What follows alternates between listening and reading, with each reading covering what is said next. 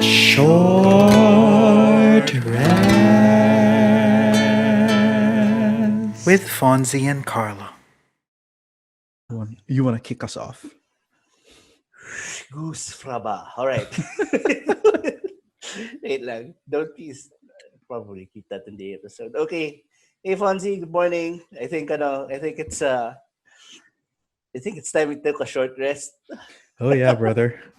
Much to Yeah. do, much to do. I found a good spot, and yeah, let's take that short rest. Clear it for traps.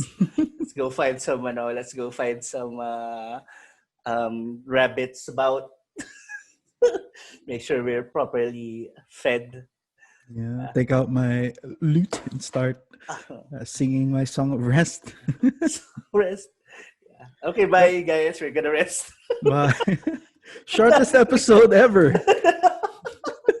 Our episodes have been progressing like long. Mhm. As we progress, it gets longer and longer. I don't Does know that why. concern you? I think nah. All right. Yeah. So it's been I think the week has been relatively tame so far as 2020 standards go. Mhm. So let's kick it off, Fonzie. Please roll hit dice. Sure. Yeah.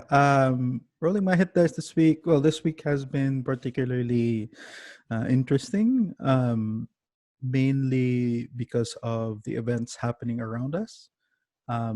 In my wife just had this amazing big business kickoff, like Mm. with her and her sister and a friend just started this pottery painting business, Oh, and okay. they're really doing well, in terms of they're really busy, and what used to be my recording studio is now just filled with pots.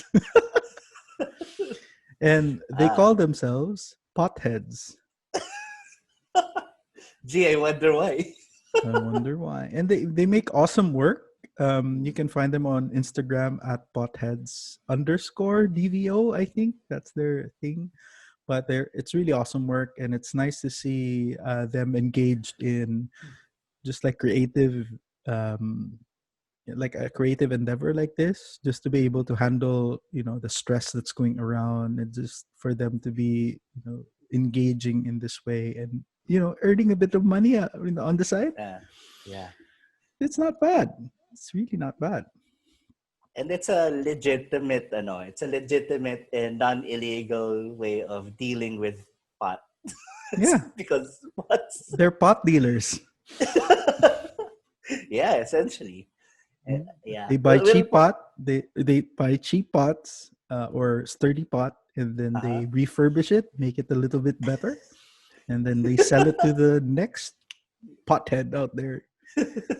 And it's just Yeah. really been there's just really been an influx of plant owners and plant Yeah. parents and plantitas, as my my wife would say. Is that only in Davao? Because there's also a lot of them here in I Metro can't, Manila. I can't say for Metro Manila, but Yeah. definitely in Davao, definitely in some parts in Cagayan de Oro, it's been just an influx. And I think it's just because we've been living inside for so long, we're starting to see, my house is not really conducive for managing my stress. What should I do? Buy Uh, plants. yeah. Let the plant. They say that plants or actually any other living thing besides human beings absorb the energies that you give out in when you're inside. Hmm. Yeah, I Yeah. started buying plants way before the pandemic, by the way. Yeah. I like three. I killed one. I bought three. I killed one, mainly because of neglect. Okay. but after this, like my wife knows all the names of the plants now. Like, when I say, like, oh, that's a nice plant that they own. Oh, that's the something something plant. Wow, your nature checks are insane, woman. She might actually be a druid, pero I think she also has levels in Bard, if I can remember correctly. Eh, Yeah, it does. We'll put in a link to visit their shop in the description of this YouTube video. Yeah, so happy you consented to that, by the way. Oh, I love it. I love it so much. I Yeah. love. I've been pushing for her to have some sort of like a hobby before Okay. because all she really did, like in her pastime, was just watch Korean shows, which is not. It's not bad, right? But Yeah. it's something that if you invest in a little bit A lot of more, time. and some of the shows are really stressful, like Mm. you would want to watch, and at the end of the day, just to be able to unwind and process your day, and Yeah. to watch something that would make you intentionally to try to make you cry or piss you off, that sucks, right? Yeah. I've been watching a lot of Korean shows, by the way. They have excellent production quality, I must say. Yeah, I mean, I haven't watched one. The latest. Sorry, by the way, for context, by consent, I mean the use of this video. So Oh, in our production, yeah. Oh gosh, I'm like, oh no. Anyway, but yeah, the made recent, sense. My yeah. tangent made sense. So Okay, yeah, yeah. The coffee's setting in, guys. Give us a break. But yeah, I feel like this episode, the last episode, which was ironically longer in YouTube at least, got has a higher average view length. So yeah, I think whatever, it's a guys. What are you doing with your time? Why are you watching this video? Just kidding. Thank you for watching. yeah, but please feel free to like and subscribe, and yeah, follow us in Spotify. That's where we're most updated. Um, yeah, okay. Yeah, going back to the Korean drama topic, I haven't really seen anything or any Korean drama, but Korean movies like latest one I saw was Train to Busan, and yeah, you're right, it top notch, excellent quality, I'll definitely. I'll give you some recommendations of Korean movies that are Okay, insane, okay, and something that would be very relatable to the idea of escaping Avernus. uh, So I'll definitely okay, link you a movie. Do you have Netflix? yeah, I I do, I don't. do. Oh, is it on Netflix? Let me just check, and I'll revert back to you. Okay, yeah, It's really interesting, escaping awareness, nice. dude. There are chain devils. Okay, I mean, yeah, that's a good Hmm? How about you? Would that's you a like to roll some hit dice? yeah. Actually, yeah, it's been, I wouldn't want to say uneventful because a lot of things have happened lately. Work wise, definitely. Just yesterday, I guess, yeah, yes, but then I'm kind of keeping everything manageable. So there's that. In terms of work, I'm learning how to manage people more efficiently with their time. I also did the little thing when we had this meeting with them, like, okay, guys. Normally, when we have our Scrum calls, we talk about two things: our to dos for today and our dependencies with each other. So there was one thing I did was I added an extra thing for a Scrum call. Let's check in. I want to be really personal with them. Okay, let's check in. How are you guys? Because it's been a very busy week for the past, or it's been very busy for the past few weeks. And I asked them, "How are you guys?"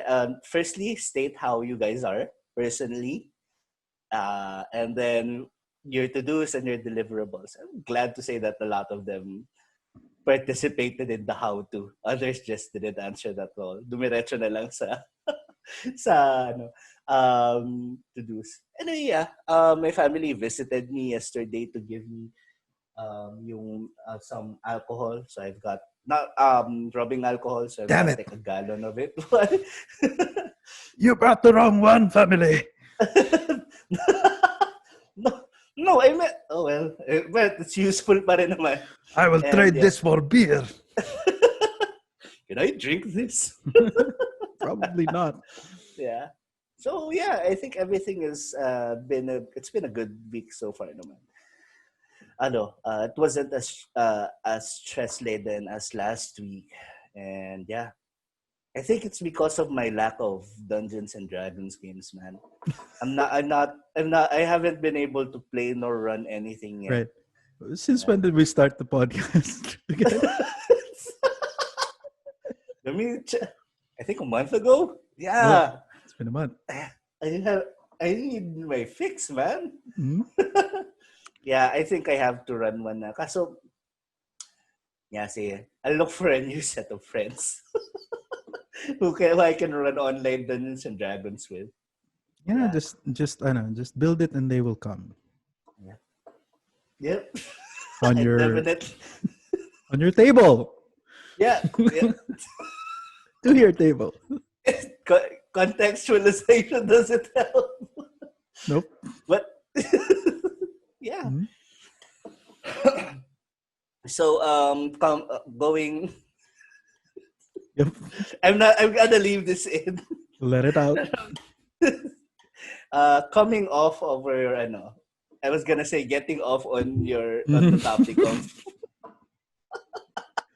Well, I'm not editing this out. it's 7:30 um, in the morning, Gardo.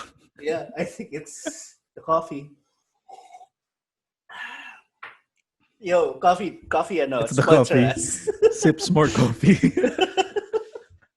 Yep, you heard me right. Anyway, yeah. So yeah, I think have we rolled our hit dice na? I think we Yes, can we have. na. Yeah. Coming off of the topic of no of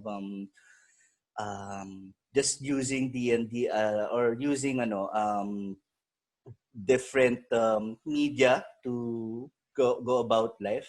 Yeah, I feel like Dungeons and Dragons has done that for me recently, or not recently, because the most yeah, I haven't played in a while, right? So I think it helps me relieve stress. Like Mhm. for someone who works works from home, and for someone who is very easily swayed, whose feelings is easily swayed by stress. I think Dungeons and Dragons has helped me cope in that manner. And I've read and I've seen a lot of news from the internet about how I don't want I'm not an expert in the manner, because or nor am I an authority to say, but that Dungeons and Dragons can be therapeutic. Mhm. Like other people, like I've seen how some people use the game as their way to um cope with loss, and others like I I'm obviously not an authority in the subject, nor am I someone who knows how the human mind works, but from my experience, yeah, I guess it's in my example, it's just a great stress reliever for me. It is. Well, Yeah. talking about Dungeons and Dragons and being able or using it as a tool to be able to go through difficult processes in life. Um, there are elements in the game that would allow you to explore certain belief systems, certain character traits that otherwise certain people wish they had to be able to process something, right? Mm-hmm. And in the same vein that other people use different methods or media to be able to process their difficult situations. Mm-hmm. In terms of grief, there are stages to how you can process it, but using tools like this would definitely help people who find it very difficult for them to be able to express themselves in a healthy way. Not to say that people who go through Dungeons and Dragons to be able to process certain things aren't healthy, but sometimes situations would merit some sort of creativity in terms of how you can express yourself, right? So like I've been coaching a lot of people in terms of like make helping them go through and understand and process what's going through and what's, what their obstacles are. And the primary starting point for everyone is always just to be able to understand what they're feeling. Yeah. And for people undergoing very difficult situations, like in terms of like death or breakups or depression or a frustration in the workplace or just the stress induced by this quarantine and Pandemic. pandemic. Yeah. Yeah, those are very difficult situations, and they can be very overwhelming in a sense that it kind of like deadens your ability to tune in to yourself and what you're actually going through and what you're actually feeling. Like and it's important, it's what Dungeons and Dragons will allow you to do, and the tools that it has is for you to be able to project yourself into another character. So I saw a tweet um, done by a random guy in Twitter. I'm sorry, I don't remember, but his message really stuck to me. Is that your first Dungeons and Dragons character is it's an extension of yourself. It's Yeah. always about what you're going through and what you want to be more or what you want to explore more. And I actually had a client before. I Mm. just remembered, that he grew up in a very uh, neg- in neglect and that and abuse. So Okay. in his relationships, like how he would take in abandonment, how he would take in um, process expression of love is very different from us. So he was in a very abusive. He would do things in a very abusive way, Mm-hmm. and his language was not 100% there. He would often test relationships for them to be able to. It's just a classic abandonment Yeah. issue, right? And he went into coaching. He said that his objective was to recreate himself, so rebuild himself from, Okay. and for him to be able to, how do I better myself? How do I change to become better? Right. And one of the processes we had just going through sessions that we had, we started focusing in and identifying what were the causes of these belief systems, right? And now that the slate was clean, now that we understand, okay, then let's create a new character. Would you like Mm-hmm. to do that? So I went him through a step-by-step process of character creation, just like you would do in Dungeons and Dungeons Dragons. and Dragons. Yeah. So I talked about the abilities, yung strengths, the dexterity, wisdom, charisma, and where does he feel like he needs more Work. skills in. Mm. So for him, he wanted more wisdom, he wanted more charisma, he wanted more dexterity in terms of like his health. Strength was just balanced, and his intelligence, he wanted to create more focus on that also, just Mm. create more awareness for himself. Right. So I also went him through like the character creation part. Like Yeah. I actually had him name his character. Like Mm. if so I presented him back with the old situations that he went through before, right? If your partner were to say something like this, how would this character reply?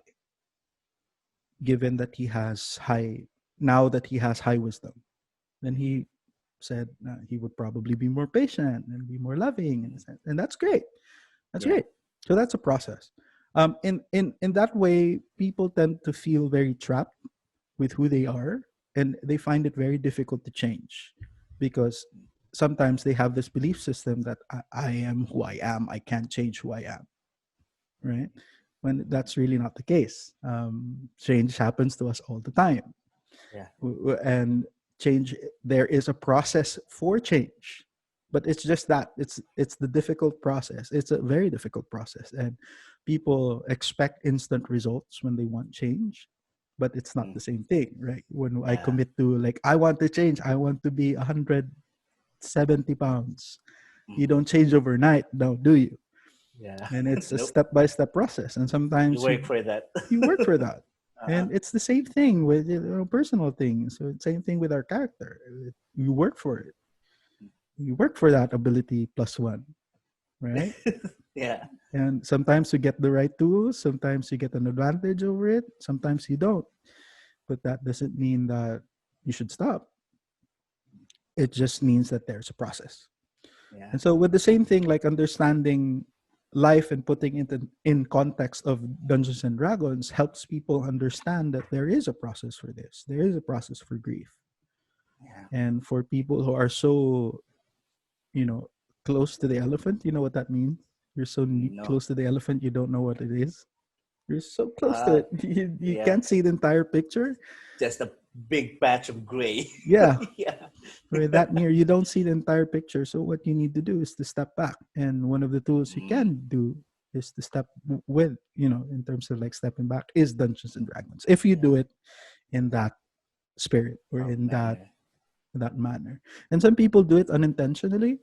Like Yeah. I've been DMing for over the table games for roughly more or less like a year or so, Yeah. and I've experienced like so many personalities, and Through D&D. through the ND, Yeah. and it's just a and once they come into a party, it doesn't work 100% of the time, but once Uh, they come into a party with a similar objective, with with a unified approach to combat, and how they intend to deal with the certain encounter, you would see like even in differences in personality, once they are unified under one goal, or they one identify, purpose. Yeah. one enemy, me, they work Ah, together. They work together. So they just have to find that, that place, and it's just a possibility. Because yeah. otherwise, like if they stuck to themselves, and if they play selfish selfish selfishly, Yeah. then not much would be accomplished. No, Yeah. would there? So Party is it's compromised at that point. yeah. So it's just a very unique uh, microcosm of what's going on in their lives. And for them to be able to um, contribute more to the team, you would need to forget about yourself and start thinking of yourself in the context of the team. And it's Yeah. difficult to do that if you don't know what's going through, or if you don't master yourself, right? In the same way, like productivity for you looks like asking your teammates like how they are, Mm-mm. because it's important for them to know how they are. It's not just for you, it's for them, Yeah. right? Yeah. I, And I, I wanted to do that for them then. yeah, Just give me a heads up absolutely. if you need a break. I can give you that. Yeah. And for you, like for example, you've been saying that you wanted to DM for a while. This has been that your kind of like process of understanding. This is Yeah. what's fun about Dungeons and Dragons for you, like learning about lore, talking about it, sharing experiences of Yeah. D&D. That's just really what's fun about it. And for you, maybe like this is enough for you for 5 weeks until you're ready to get back on to that. Yeah. I think I just need more friends. No, I have friends. I just need more friends who are into D&D. Yeah, I gotta hook. I gotta no. I gotta contact the others. But yeah, that's a that's some good insight, Fonzie. I forgot you are a coach nga pala. Yeah. You have the certificate that tells you uh, that you're always right. I Yeah, want that feat so bad. and no, I know it's just a matter of the human condition, right? And just being more aware of where they are. And sometimes, Yeah. circumstances, the map is not the territory. Mm. What that means is that what you're seeing right now isn't everything. Yeah. And some people, and one of the things that I don't like about, in terms of like belief system about coaching, is that you need to have a problem first before you need coaching. Mm. That's not really the case. If you want to go somewhere, and you want if you want to understand yourself better, then you need a coach. You would want a Yeah. coach, right? And it's the same way, we get that support from other people, we get that support from our lives, and that's really just what it is. Yeah. Yeah. Okay. Uh, Did that make sense to you? yeah, it does actually. Yeah. Like And what I resonated with you in that, well, in what I was saying? mostly just getting to one part that particularly struck me was my first character is actually a projection of who I am, or projection more or less, yeah, and Mhm. that's kind of accurate. So yeah, I think it, it's an accurate assessment more or less. Yeah. And my first one was a monk who was obsessed with being a better fighter, obsessed with being, yeah, I think I mentioned this in the pilot episode. Just someone who can be like really stand or withstand tough situations. Yeah, I wanted to be that way then. Mhm. So yeah, it's an and I like monks because of their mastery of themselves, or their never-ending quest to master themselves, at least both mentally and physically. And I feel like that's something that I want to be as well. So it's kind of like a projection, more or less. Yeah, but I try other classes out too. Martial Sure. classes. And one more thing that you mentioned regarding yung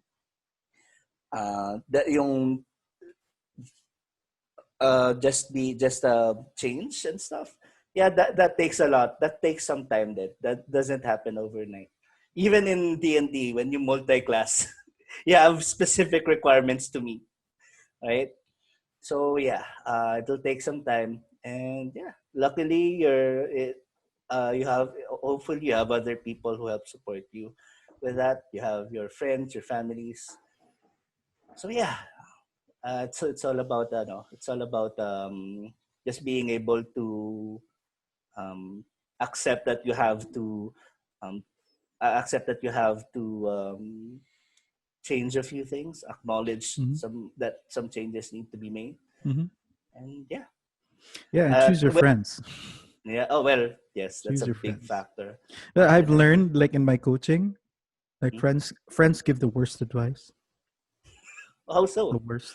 Because they don't want you to change. Oh, kasi you're Oh, okay. Oh, yeah. You're right. You choose That's your a friends. Like friends who give objective advice. Very good. friends Very who are good. brutally honest. Friends Yeah. who are not attached to, The the old idea you. the idea of, being unconscious, and they're unconscious about it, and how they deal with you, and not wanting you to change, and not Hmm. wanting you to get hurt, right? Don't Ah, go into that business, because you know and they would go into like advice giving, projecting their own beliefs and fears oh, about the situation, which is yeah. not, the map is not the territory, it's not necessarily that reality. Yeah. Like, so it's, just be wary of that, Yeah. and Choose give your them party advice. mates well, guys. Yeah, yeah, and there are Yeah. like other people who have more, and perspective is really key, like objective perspective, and someone who Mhm. can give you that kind of advice. Like, you if I'm sure you have those kinds of friends Yeah. that, Oh, I have a lot. yeah. Yeah. Because at the end of the day, these friends will tell you how to better yourself. And at the same time, they're the guys who will be there to support you, whatever it is you do. Assuming this is a good thing that you want to do. Yeah. Like, So, talking about wanting to be a monk, Carlo, yeah. what are the things that you did before that are similar to the monk way of life? Um, Firstly, it's just really, if I'll be completely and totally honest, it's the fasting when I I was in see. when it was in my triathlon days. So like Eastern monks eat only once a day. They eat just to survive. And I feel like ever since I started this whole journey of triathlon, that's definitely a thing. Although I'm not gonna lie, I'm inconsistent with it. Sometimes I eat twice a day, thrice a day, sometimes more than that. And yeah, it's that's what made me go into the um that's what made me project into being a monk, and just being very mobile, and then being very dexterous when it comes to each step that you take when you bike, when you run, and being very, being very, having that high constitution of just being able to, yeah, yeah, that's that's what I got off of being a monk. Mhm. Yeah. And Interesting. yeah, monks are very useful. They're not damage dealers per se, but they're very supportive in the sense that it helps stun people and stun things and monsters. And Absolutely. speaking of stunning things and monsters in combat, I think it's time that we segue to our main topic. Yes. As Mm-hmm. we go into talking about chapter 2 of your PHB, turn your pages to. No. This Page. yeah, we'll talk about, like last week we talked about ability checks, but naturally the next logical step was to talk about combat and how it's the favorite um part of the No game names. for some people around. It's just combat. Okay, I'm Oh. here for the combat. Okay, not here for the story. Okay, so just explaining what combat is about, and just for us to have like a better understanding of how we use it as a tool that that would make your D&D games much more colorful in a sense. Yeah. So I think we could start off by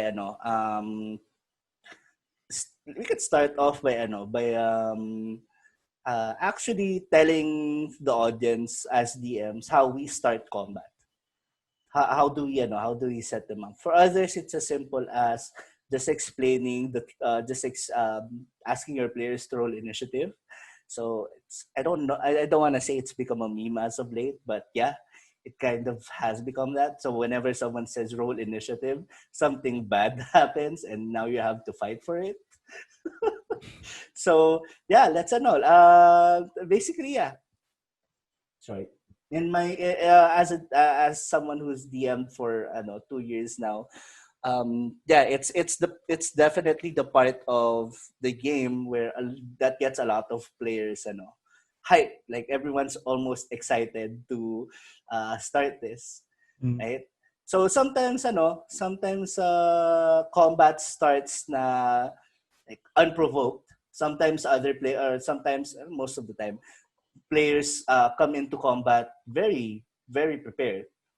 But in those few instances that they're not prepared, they may or may not be surprised.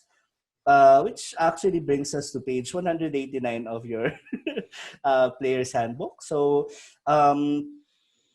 being surprised is this can happen to either you or the opposing party.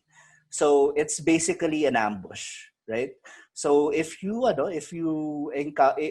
choose to attack kunyari a bandit camp that's setting up and you're all very well hidden, once you start combat, whenever the arrow starts flying towards the general direction of the opposite party, they are surprised if they haven't seen you or detected you yet. And during a surprise round, the opponents cannot or cannot have actions. They're not able to take actions, and they are not they don't have the ability to react to it because they are shell shocked Mhm. at the time. Yeah. So that's what a surprise round is. And that's how combat starts most of the time. It's provoked, unprovoked, and yeah, really. So, yep. So essentially, So, like after that, like one of the key things that we do as DMs, before you even think about combat or before we're going into combat, is we determine what Carlo just said, surprise, if there is yeah. surprise or not. Mm-hmm. So if the circumstances would merit a surprise round, then great. If not, then okay. We Mm-hmm. start initiative. Like one of the things, like it, and Board and the keyword there is determine, right? So the DM will determine who might be Whether it's surprised, yeah. right? So they get to say like, okay, you you're face to face with your enemy, and then you suddenly um, throw an eldritch blast towards him. Mm, So is that a surprise attack? Depends on the DM on how he perceives you as a threat or not, yeah. right? So if you go through that surprise, or given the circumstance of how you set yourself up for combat and how you role play into that situation, that would give you a surprise round, or sometimes not, right? Yep. And the second bit is before starting combat, for those who use maps for Yeah. Roll20, or just over the table maps, or even even before you establish like theater of the mind combat, you establish your positions, like where you are. Yeah. This is why your DM asks you what your marching order Marching is, order. right? Hmm. So that's essentially one of the reasons why, because he wants to know like who is in the front, who's in the back, where is everybody else located, in a sense, because your DM doesn't look at your characters only. He looks at your characters in relation to the map he's created, so to the Yeah. world he's created. So it's important for you to determine. Also, it would help you guys, if you would order yourselves correctly, and it would make sense, just for us to be a smoother, just for it to have a smoother transition into the next thing, which is rolling for initiative. So Yeah. Carlo, what's initiative? All right. By the way, pertaining to your positions, always remember tanks in front, DP, mage casters at the back, and the utility somewhere in between. Also, actually in the front, probably. Anyway, so That's initiative. meta. Yeah. All right. So initiative. Initiative determines the order of turns during combat. When combat starts, every participant makes a dexterity check. I think we've established this in the Hmm. last podcast that initiatives are really dexterity checks. Hmm. And these checks help determine their place in the initiative order. The DM makes one roll for the entire group of identical creatures. So each member of the group acts at the same time. How do you know? How okay? Let me finish the entire thing, because I have a question regarding that. Other DMs would roll the for the identical group as one roll. Others they roll it individually. Hmm. So yeah, we'll get into that later on. And then the DM ranks the combatants in order from the one with the highest dexterity check, which is the highest initiative, to the one with the lowest. This is called the initiative order, in which they act during each round. The initiative order remains the same from round to round. If a tie occurs, the DM decides the order among tied DM controlled creatures, and the players decide the order among their tied characters. The DM can decide the order if the tie is between a monster and a player character. Hmm. Optionally, DM can have the tied characters and monsters each roll a d20 to determine the order, highest roll going first. Nothing about So dexterity. no, nothing. Yeah, nothing about dexterity. That's Like interesting. oh, mm, Yeah. So, talking about the initiative, essentially, it's everyone rolling and determining who goes first. Um, yeah, what that does is it creates, like, in the combat sense of D&D, everything happens. Your turn happens in 6 seconds approximately, right? yeah, And combat happens in a mess of actions. And what this does is kind of like slows down time for you mm, guys to be able to go through a sequence of events, not necessarily together, but sequence of events that would make sense of combat. Because it would be a mess if you could just imagine combat without initiative. It would be a mess. Like handling 5 players wanting to kill one dragon and just having that. So it's a very logical way of turn-based system that would, and it's the first turn-based system, right? yeah, yeah. And It's the that, first. It's what's inspired a lot of Final yeah, Fantasy games. absolutely, absolutely. Like that's why we have turn-based systems, for us to be Mm, able to make sense of an action of a round, right? mm, And each round has your initiative determines your turn, right? And each turn, each participant or in the battle takes a turn in the initiative order. So there are certain things that that would happen, like in a sense, like there are legendary actions, which we'll talk about maybe in a different episode, and also lair actions. These are Yeah. independent of initiative, but essentially, as we talk about that later, these are elements that would add more flavor to the games. And uh, talking about flavor to the games in terms of like determining who goes first in terms of initiative, Yeah. it just depends on the DM and depends on the encounter. Like there are other BBEGs that would make sense for you to have a set initiative for them already, a pre-rolled one, Yeah. or you rolled a, like if you have like, if your party is facing 8 wolves in a forest, right? It wouldn't make sense. It would take so much time if the wolves had independent initiative orders rather Yeah. than just one initiative order wherein you can just roll for 8 different attacks and see what hits, what misses, and stuff. Mm-mm. So it's just a tool for your DMs to have a more expeditious game, and for your game, because sometimes we don't necessarily are as locked in as other players. So sometimes as combat tends to go on longer and longer, it gets a Yeah. little bit more frustrating for the players, also for the Mm. DM. So let's say a druid magically summons 20 wolves in your combat, and you have to roll for them individually, and that your player isn't necessarily someone who's a pro at it. Yeah. Uh, so it would take time, and it would frustrate a lot of people. Yeah. So But it's just 20, we're doing we're doing get all the minis for that. it happened to me. Like I was one UV player is a shepherd druid, Mhm. summoned like I think 10 wolves. Oh God.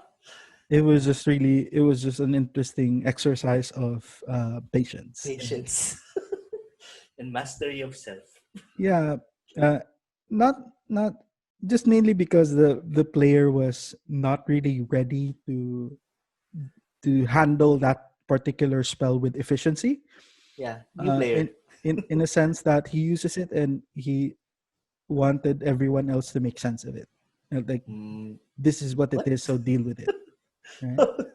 Okay. So it would make sense for you, like just a tip, just to make everything your actions or your turn, because you do have one action you can move in your turn, you have bonus actions, and you have a reaction after your turn or Yeah. before your turn, Yeah. depending on. Speaking of which, that's the next thing. We take the turns after rolling for initiative, right? Yep. So So yeah, let's run through the actions that people can take during their turns. Oh, okay. There's my ring light. And my okay. book actually accidentally hit it. All right. So on your turn, Do you need a moment? you no, I'm good. Okay. All right. So during your turn, when the initiative counter reaches your initiative na, there are a variety of things that you can do. You have firstly you can move. You can so basically your movement is determined by your race or any other feat. Okay, so as a human, you have 30. You have a basic set of uh, 30 feet or a basic movement of 30 feet, and if for halflings or any smaller beings, I think it's just 25. Okay, so what's curious about this is as someone who races, Mhm. it you for a certain 6 seconds. Yeah, it's 6 seconds per turn or per round. I think you go 30 feet. That's pretty fast. Yeah. So imagine having to do that for no for longer than 6 seconds. Anyway, It's um, approximately, and some monks have 65 feet of movement, yeah, di ba? Like, some how have do 80, and you can use your action to dash. So within mm-mm. that, 6 to span 12 of time, seconds diba? of time, you can run up to 120 feet of movement. In like 6 seconds. Not Yes. unrealistic at all. It's just Naruto running. Fucking So that's monks. movement. Come on, man. Stunning strike. Stunning strike. Jesus. Okay, so there's that. There you can also attack. That's also one of the actions available to you whenever you take your turn. So yeah, you roll for damage. You roll a d20 plus your dexterity modifier or your strength modifier Hmm? to determine if your attacks hit or not. Yeah. For spellcasters, they use um, their spell casting ability mod, I think. Mhm. So yeah, to determine whether an attack hits or not. Yep. And then essentially after having an attack action, you have your bonus action, which for some martial classes involves also another attack. Yep. For others, just spells and cast spells then for others then. Mhm. And then um, there's also I think this has been ruled out, but bonus actions you can't drink potions as a bonus action No, anymore. it's an action. Yeah, Depending on, action. like a thief, it's an item interaction. To use an Yeah. item is an action. So if you had a feat that would make your item interaction into a bonus action, like a bonus thief, action. a Yeah. thief would. My favorite Kenku thief, Quack. Yeah. Oh my gosh, how is he? He's still alive, right? Yeah, absolutely. Okay, good. So what Quack would do is he would try something bullshit as his bonus action and spend his action doing something else, like Oh attack or yeah. something. Can we discuss that really quick? Yeah. Yeah, this is a special for Quack, a special episode. Shout out to Quack. Yeah. Quack! This guy goes into combat. He shackles the person, the, the enemy, and then the enemy can't do anything. Yeah. If I can remember, yeah, go ahead. He would shackle him, and Uh, if the enemy would succeed, he would use his action to shackle him again. So do it again. So he's like a very compact version of a monk. Yeah. Because he stuns and then he stuns again. And I was actually thinking of, going warlock with him for a level so that he would have like a curse on strength or something that would make you Oh shit! have disadvantage on strength checks or ability checks with strength. I don't know. I don't know Look how at hex works, but probably not. That would be too OP. But I love Quack. What he does is he tries his best to piss off the DM. So that's why you brought him into the game. Ball bearings. He had like caltrops. He had shackles. He had so many tools, like the Kenku Batman. Yeah, I think that was one. You used that against one of the games that I have where that involved like this really strong quote unquote bandit lord, and you just managed to shackle him. Nope, bandit lord can't do shit anymore. He's just trying to get out. It's a DC 20 strength check. Come on, dude. The shackles are OP. And it just takes like a strength check. You just go near to that. Try to break it. And what I would do actually for that, now that I think of it, is use my action to use the thing, right? And then if I succeed, I'll just disengage as a bonus action. So that could be a thing. So okay, guys. So I'll just do it in reverse. Yeah, then have your party members do the dirty work for you. Do the dirty work. Mm-hmm. Yeah, and he's a Kenku for crying out loud.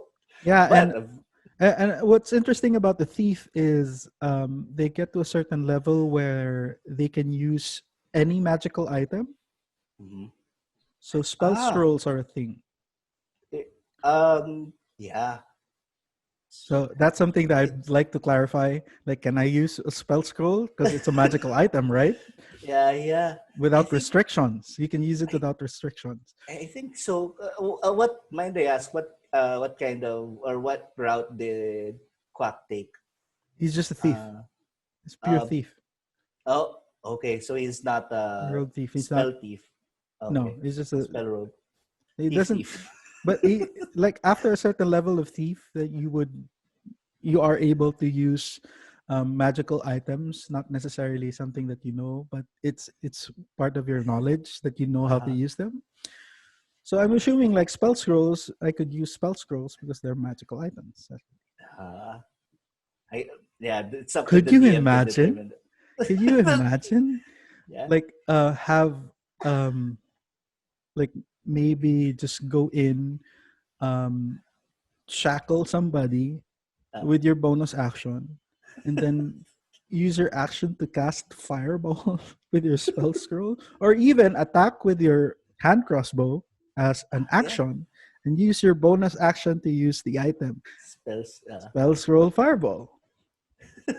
Oh shit. Just a crossbow bolt followed by a huge fireball. You missed me. Oh shit. Dexterity saving throw. What? I'm excited for Quack. It's like one of those characters that you didn't think would go very far because the concept was silly initially, and then it's just one of the most OP characters ever. It's just a pain in the ass for the DM. I'm not Like, surprised he went down so many times. well, yeah. Oh yeah, I remember that. Like having a character like that, if I were the DM, I will kill you first, you motherfucking Get rid of that. chicken. Get rid of that thing. Well, di ba? If you're not gonna meta it naman, for the first time player, it's just a Kenku. What's it gonna do? Few So rounds many. later, What the fuck? everybody's shackled. Kahit yung mga party mates niya, no? Siya, what the fuck? My only thing there was that I didn't get his athletics to be super OP. So I think it's Yeah. just a flat roll for me. But Mm. I was thinking of ways, to be able to circumvent that, like maybe like belt of giant strength or something like that. Mm. Just Quack with a huge giant. This is a chicken on hormones. One of those chicken from McDonald's, kaso rather than Speaking of McDonald's, yes. you changed your recipe. How dare you? I liked your chicken. Oh, they did. They did. Damn it, McDonald's. You and So you. disappointing. Yeah.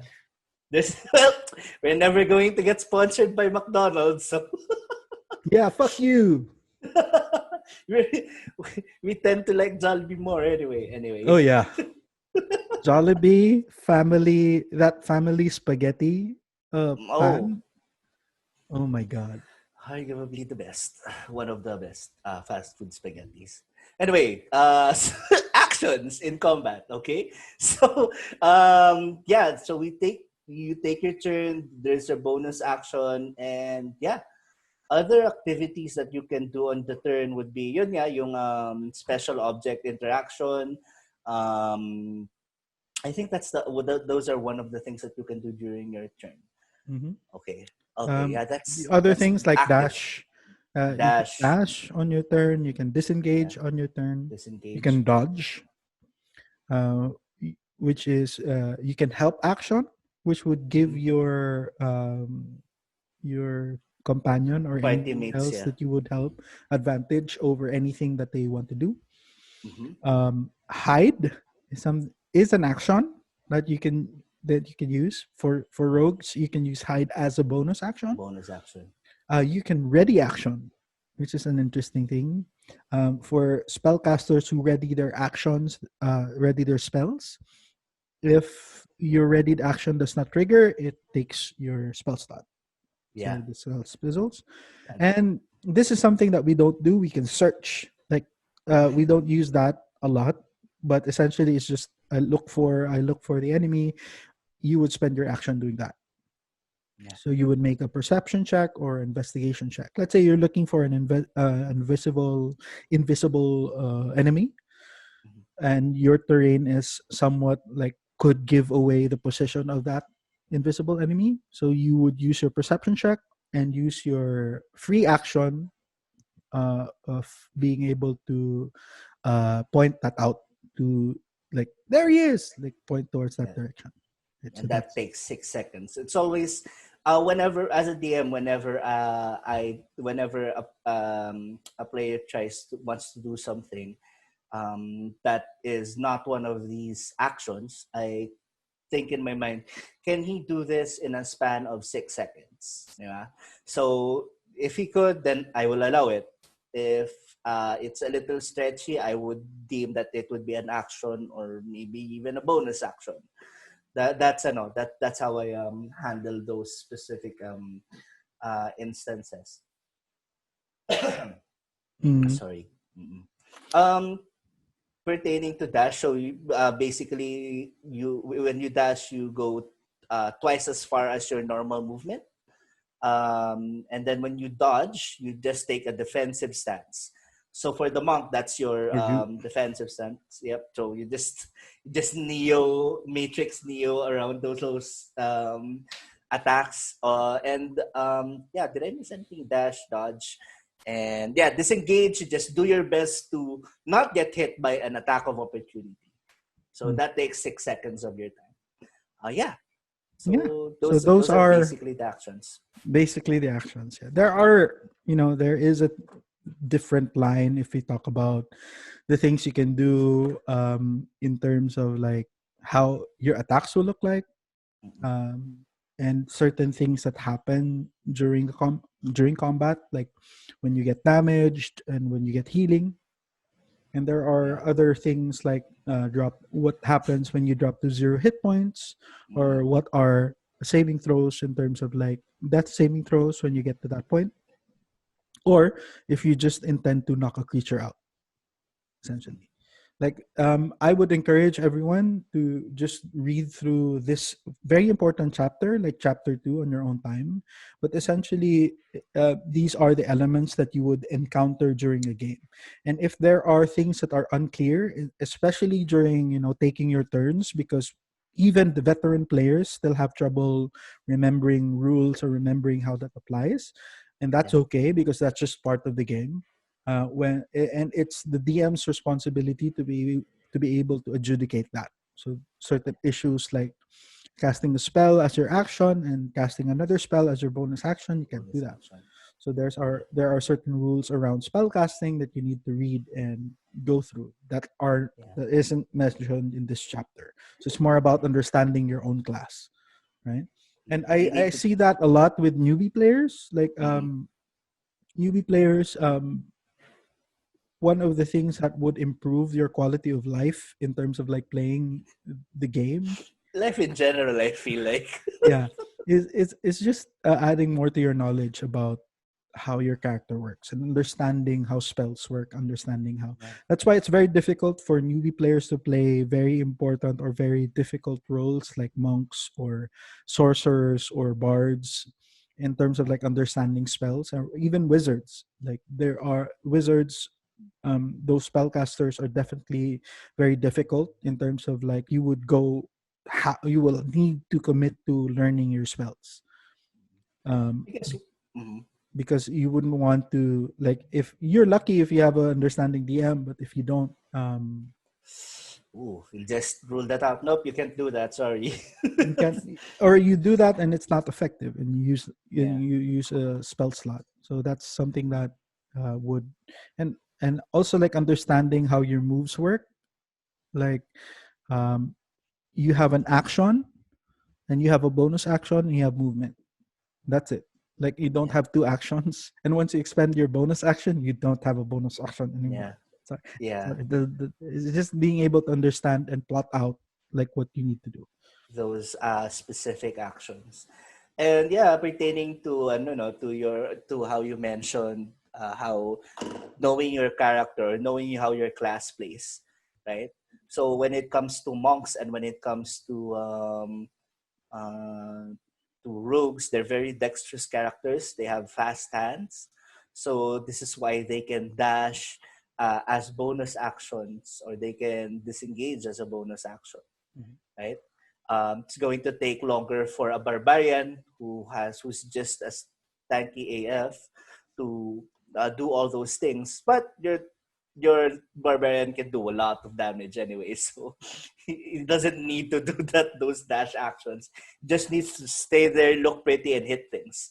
Okay, so Right. yeah, that's enough. Just imagine how it plays out in real, quote unquote, in real life. How is a barbarian supposed to be like? How is Mm. a monk supposed to be like in combat? Wizards, right? So yeah, that's it.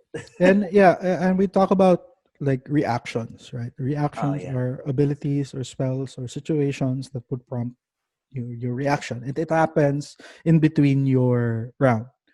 Like Mm, before you take your next turn, you have one reaction, mm, right? And your reactions can either be like an opportunity attack, a spell that requires a reaction casting time, or anything that would warrant a reaction. Like, wow, that's a reaction. Yeah. You've already done a reaction. That's a reaction. And Man, Warcaster is a great feat, by the way. mm, yeah, Warcaster is a great feat. Like Yeah. Sentinel is an absolutely great feat. What that does is when you take opportunity attack, yeah, uh, and your enemy is moving somewhere else, you stop that movement. Or when your enemy attacks someone adjacent to you, you can attack that. And he stops movement, then yeah, that's Mm. some bullshit and all. Yeah, It's a it's really bullshit good. feat. That's a really good. That's a really good It's a feat. good feat for players, but for DMs. Ah, stop that. Anyway, yeah. Yeah, Right? what that does is just bait out your reactions and stuff like that.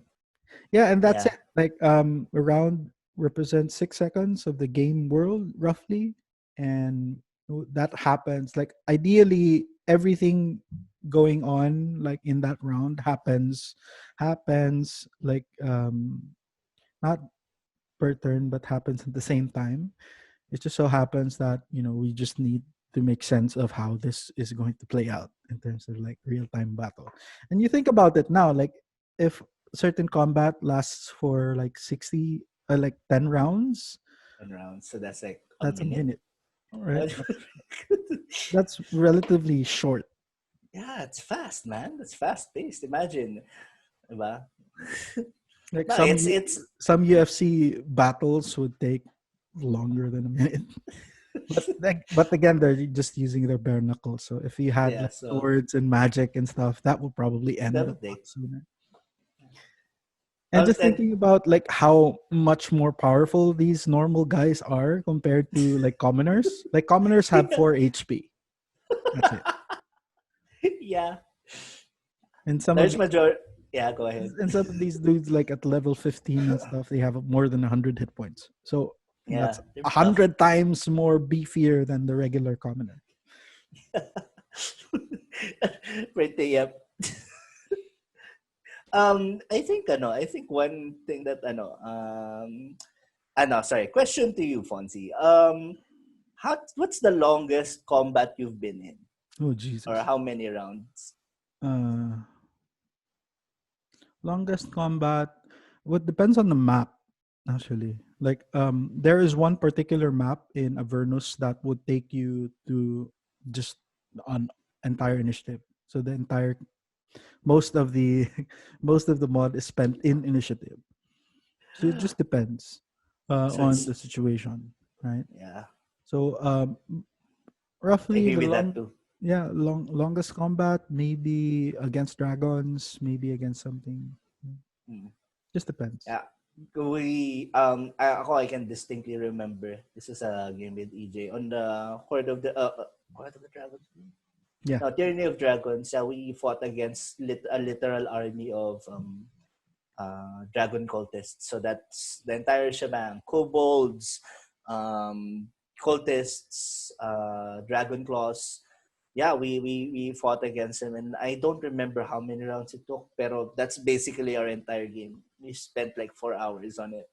Mhm. And yeah, for some players, like 4 hours, that's pretty easy. But for for it's very long for someone like me.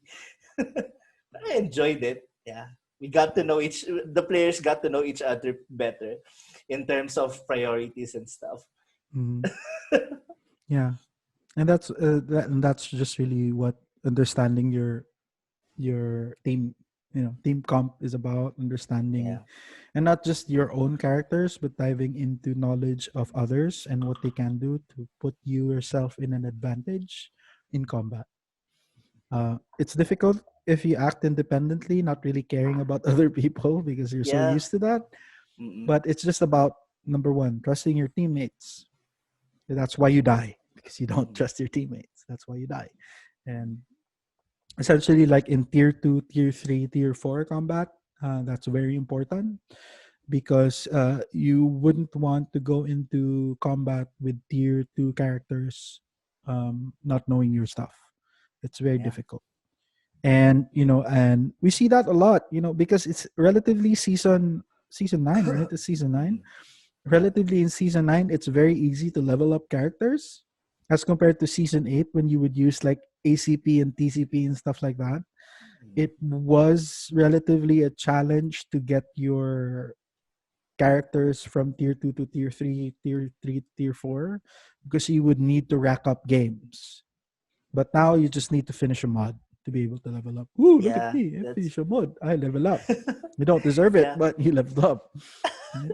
Dude, when in the sorry in season 7, I think I'm not sure, but we started out with a I started out with the Tyranny of Dragons hardcover, or no, the adventure, Mhm. and yeah, back then we still did the XP, the XP system, but then That's so fun. basically our DM would give us XP for each encounter. So you're right about that.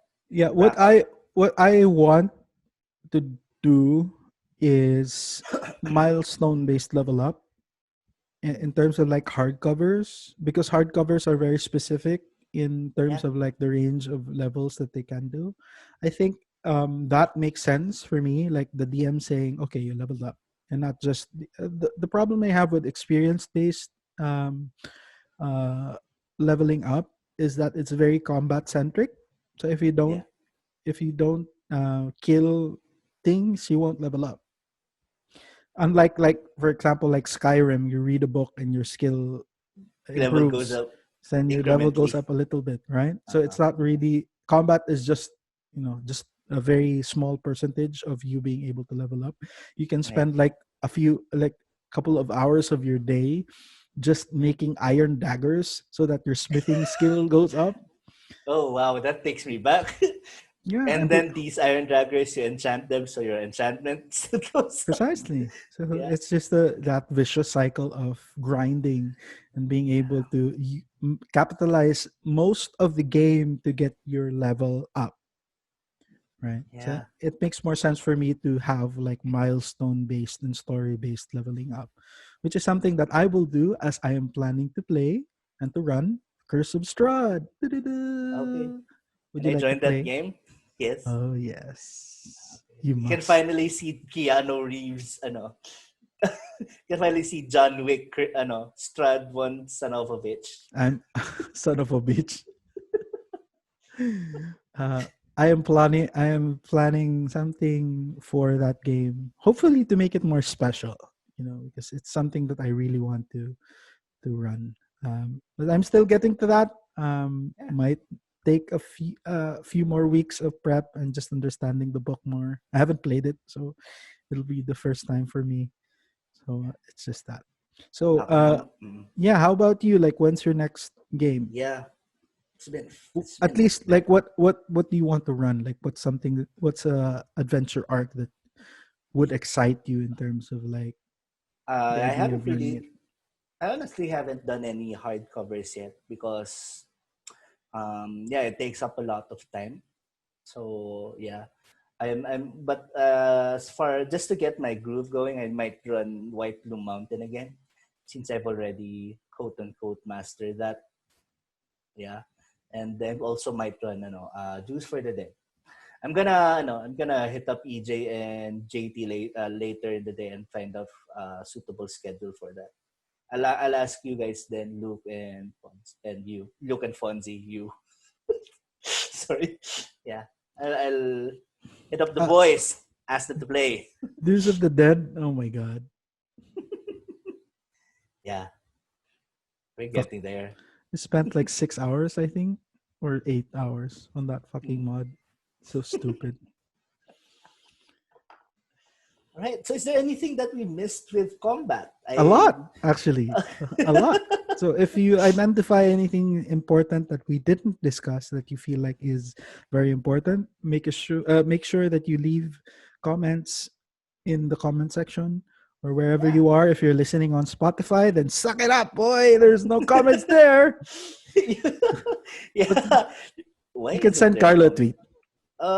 You can send Fonzie. You send Fonzie a tweet. Yeah, we We'll don't get respond. tweets. We're Yeah. very we're very unpopular in Twitter.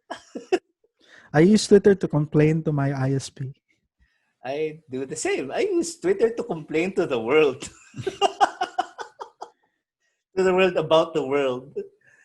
Anyway, so okay, I think we're about ready to wrap this up, Fonzie. Any parting words for combat? I Well, think words for combat. That's weird. well, always, it would help to plan what you want to do. Don't Mm, think of don't think of like what your character's turn is going to be on your turn. You have enough time to be able to attune yourself with what's going on in the general surroundings around you, so that more or less you know what to do next. So it's hot potato, right? So you pass the hot potato, you have 6 seconds to do that. So if you hold on to that a little bit, it's going to burn you in a sense. So it would just yeah, make for a much more interesting combat for you to be able to trust your subconscious and just go with what feels right. yeah, Right? Instead of like under and going into like a chess match. It's not a chess game. mm, It's D&D. So yeah, mistakes are welcome in D&D, and people won't take you. You know, won't you can discuss it after, like what could have yeah. run Like better. what worked, what didn't work, what could have worked better. Yeah, and like in the sense of like language of D&D, like I'm starting to think like it's probably very normal for people like in the game, like people Mm. in the Forgotten Realms, to talk about spell slots. Like I have a level 6 spell slot left. Like What? like what's that? Like a level 6? Like I think that's really just part of the language and not meta. So Yeah. so maybe like in my future games I would probably introduce that as normal D&D lingo. Like I have a level 2 spell. Like use your level 2 spell. Like that. It's just What's a normal level D&D two spell? lingo. Isn't there a number after 9? Why do we only have 9 spell slots? That the level 10 are reserved for the gods, my friend. There's a level 11 and level 12. But we'll talk about that in another podcast. Sure. I think that deserves a podcast episode for itself. Spell slots and our favorite spells. I thought you were talking about language. We'll do that as well. Language, diba? Sure, if we run out of ideas. So far, we still have a few, ideas up in the. I have a few ideas up my old noggin. But yeah, Fonzie, where can they find you? You can find me on Instagram, on Mhm. Twitter, at Fonzitoot, FONZITOOT. And you can look me up on our Facebook page at Activate Leadership PH. We also have a podcast, so check that out. Yeah, And also, yeah, I'm just online every time, every day. So you just hit me up if you're feeling lonely, if you're lonely, or if you just want to talk about games and D&D and stuff, and even coaching, just hit me up anytime. all right. Is there any events or any special event that you'd like people to that you'd like to invite people to? For the next few days. Well, not in the next few days, but definitely something in the future. All right, cool. How about you, Yeah, Carlo? I'm Carlo Angelo Gonzalez. You can find me online. Just go search for Carlo Geeks Out. I'm in YouTube, so Carlo Geeks Out YT, Bitty. Just I'll include some links in the channel as well, so that where you can find us. Again, this is special thanks to Jell Cuevas for our graphics. She is Thank you so much, continuously Jella. working. I miss you. Hope you're Good well. friend. Yeah. Does she watch the podcast? I doubt it. She she watches it to see us both talk about the things that we love. Anyway, yeah, she's currently working on graphic, and she's working on a project that I think she likes. We're starting out with this whole art project. So she's gonna do a lot of artworks for Star Wars, for Lord of the Rings. Nice. We'll see if we can have those published. But it's a little personal passion project Nice. that I'm helping her get started with. Okay. So guys, our short rest has ended. It is time we face the world once more. Make sure that your spell slots are adequately slotted. Yep. And may you go forth into the wild, and may you roll high. Roll See you guys high. next time. Bye. Bye-bye. Bye-bye. A short rest with Fonzi and Carlo.